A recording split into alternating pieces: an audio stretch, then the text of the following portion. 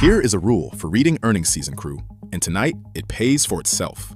The beat is on the first line, but the asterisk is always further down. Apple reported $2.02 a share.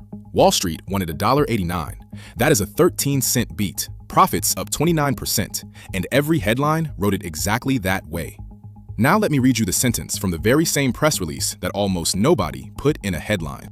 Quote, diluted earnings per share was $2.02, up 29% year over year, and included a favorable impact of 11 cents from tariff refunds. End quote.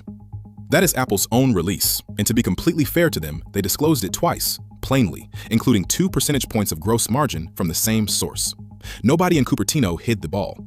The problem is what everybody built on top of an honest footnote. So do the arithmetic with me, and this part is mine, not theirs. $2.02 minus the 11-cent refund is $1.91 against an estimate of $1.89. That is a 2-cent beat, which means of the 13 cents Apple cleared the bar by, 11 came from a refund check and 2 came from the business. The refund is 85% of the margin of victory. The stock story this week is not that Apple crushed it. It is that Apple edged it plus a very large piece of one-time mail. Where did the refund come from? Real money with a real history. Apple paid more than $3.3 billion under the emergency tariffs. The Supreme Court struck those tariffs down 6-3 on February the 20th.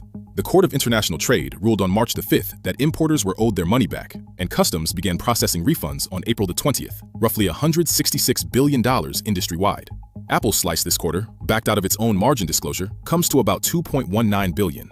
None of that is a phone being sold. It is a tax the courts voided, being handed back and landing in one quarter's earnings line. And there is a promise sitting on the record about this exact money that deserves to stay on the record.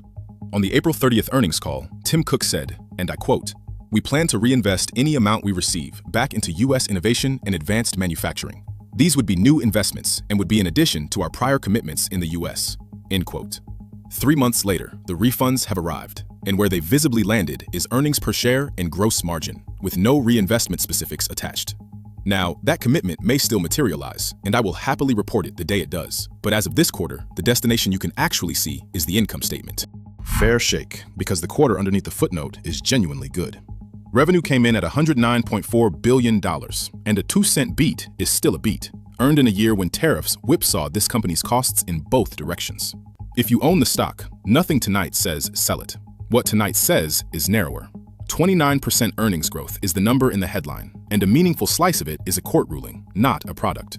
Those two things deserve different multiples, and the market is currently paying one multiple for both. Ledger it. And notice we have been here before. Yesterday at this board, a 12.8% federal spending cut turned out to be the government selling oil it already owned.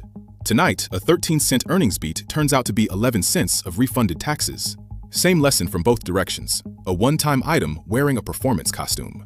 The release told the truth in both cases in plain sight below the headline. The reading failed, not the disclosure. So when a number this clean arrives on a silver tray, crew, lift the tray.